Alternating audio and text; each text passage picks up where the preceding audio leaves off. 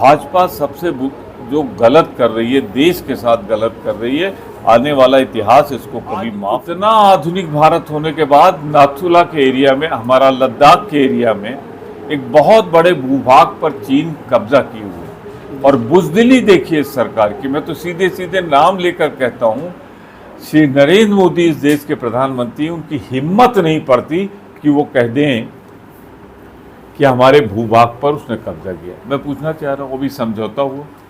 भारतीय सेना को कुछ इलाके में गश्त लगाने की छूट मिली, कैसे मिली? अगर उसने कब्जा नहीं किया था तो आपका समझौता किस? मोदी जी का मजाक उड़ाया ट्रंप ने वहाँ, क्योंकि हमारे देश के प्रधानमंत्री में कुछ नहीं कहना चाहता, लेकिन जिस तरह उनका मजाक उड़ाया उससे पीड़ा चाहता हूँ कि आज देश के सामने सबसे बड़ी चुनौती है, आगे नहीं बढ़ना है। आगे बढ़ने से काम नहीं चलेगा। दुनिया के जो देश तेजी से आगे बढ़ रहे हैं उनसे तेज आगे बढ़ना हो, उनसे ज़्यादा आगे बढ़ना हो।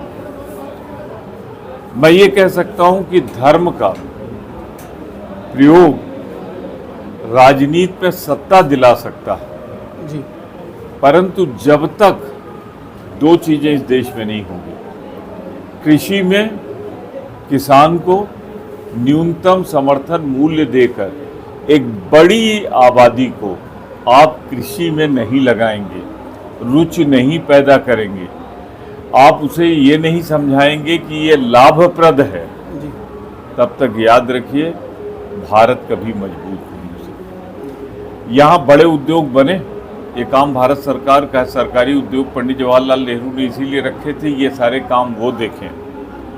परंतु छोटे छोटे उद्योग लगाने के पीछे ये था कि जिस एरिया में जो संभव है उसकी खपत बढ़े और स्थानीय लोगों को रोजगार मिले। मौजूदा सरकार, यहाँ तो खुल के बोल रहा हूँ क्योंकि पत्रकार सम्मेलन है, भाजपा सबसे जो गलत कर रही है, देश के साथ गलत कर रही है, आने वाला इतिहास इसको कभी माफ नहीं करेगा। जो कांग्रेस सरकार ने 70 साल ये कहते हैं हमने बनाया था, भाजपा वो बेच रही है बड़े बड़े उद्योग। और मैं तो क्योंकि देख रहा हूँ जो उद्योग रत्न उद्योग थे, जिन्होंने देश की सुरक्षा में 65 का युद्ध हमने सिर्फ बंगलौर के HAL से जीत लिया था। छोटे छोटे नट विमान, यहीं का पैटर्न टैंक था, जीत लिया था। 71 में हमने यहीं के विमान इस्तेमाल किए थे, अमेरिकन विमान नहीं इस्तेमाल किए थे, बांग्लादेश फतेह कर लिया, यहीं की बनी राइफल। आज इतना आधुनिक भारत होने के बाद नाथुला के एरिया में, हमारा लद्दाख के एरिया में एक बहुत बड़े भूभाग पर चीन कब्जा किए हुए, और बुजदिली देखिए इस सरकार की। मैं तो सीधे सीधे नाम लेकर कहता हूँ, श्री नरेंद्र मोदी इस देश के प्रधानमंत्री, उनकी हिम्मत नहीं पड़ती कि वो कह दें कि हमारे भूभाग पर उसने कब्जा किया। मैं पूछना चाह रहा हूँ, वो भी समझौता हुआ? भारतीय सेना को कुछ इलाके में गश्त लगाने की छूट मिली, कैसे मिली? अगर उसने कब्जा नहीं किया था तो आपका समझौता किस बात का जी? समझौते में आप अपनी उपलब्ध बताते हैं कि अब हम फिर दोबारा जा सकते हैं, तो यानी कि वहाँ नहीं जा रहे थे ना। तो झूठ ऐसा बोलो जो पकड़ा ना जाए। प्रधानमंत्री जी ने इस देश के का मानमर्दन किया है, इस देश की सेनाओं में शक्ति है, और वो जानते हैं चुनाव महंगाई पे नहीं हो रहा, बेरोजगारी पे ना होने पाए, देश के पिछड़ेपन पे न होना चाहे, डॉलर और रुपए में जो 86 का फर्क आ रहा है इस पे न होने पाए, तो धर्म का होता है। महाकुंभ एक बहुत पावन स्थल थी, पावन पर्व था, मैं खुद 3 बार गया हूँ, लेकिन जिस तरह से उसका राजनीतिकीकरण हुआ, आम आदमी को उतना सहूलियत नहीं मिली।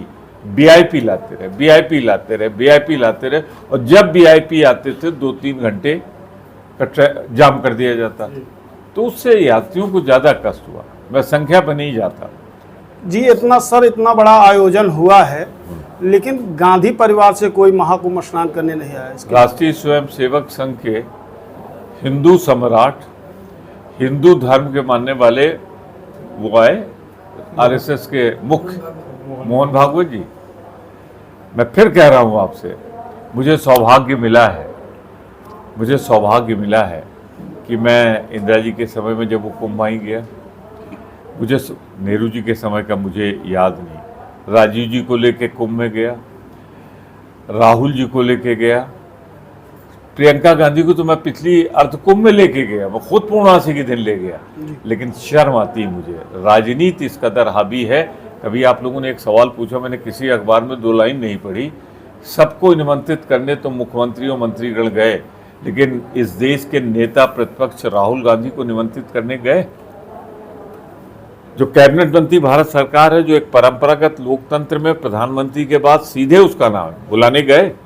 अब जब बुलाने नहीं गए तो इसलिए क्यों कह रहे हो क्यों नहीं आए? उनकी श्रद्धा है, उनकी आस्था है, वो आते रहे, आएंगे, जाएंगे। सोनिया गांधी को लेके मैं ही गया था, तो हमेशा आते रहे। लेकिन जब आपने ऑन इन्विटेशन कर दिया जी, तो जरा इसका जवाब दें कि भारत देश के नेता प्रतिपक्ष को आमंत्रित उत्तर प्रदेश की सरकार ने क्यों नहीं?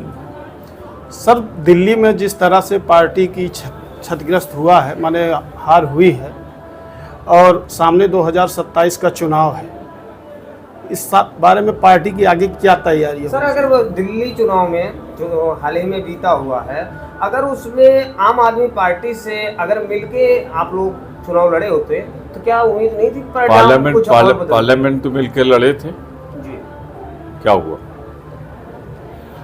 पंजाब में आम आदमी पार्टी क्या हमसे मिलकर लड़ी थी? गुजरात में हमसे मिलकर लड़ी थी। पार्लियामेंट के चुनाव में जब सारी पार्टियां एक हो गईं तो आम आदमी पार्टी पंजाब में अलग रही। तो जब उन्हें मिलजुल के नहीं लड़ना है तो ताली तो दोनों हाथ से बजेगी ना, एक हाथ से नहीं बज सकती। हमारा मतों का प्रतिशत बढ़ा है, हम ज़्यादा वोट पाए हैं, और इस चुनाव में मुद्दा यही था। सर, बिहार में आगामी कुछ महीने बाद बिहार में चुनाव होना है, तो बिहार में आपके पार्टी की तरफ से इंडिया गठबंधन मिलजुल कर लड़ेगा।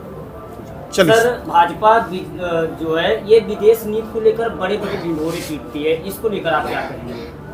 तभी तो मोदी जी का मजाक उड़ाया ट्रंप ने वहाँ, क्योंकि हमारे देश के प्रधानमंत्री में कुछ नहीं कहना चाहता, लेकिन जिस तरह उनका मजाक उड़ाया उससे पीड़ा हुई, दुख हुआ।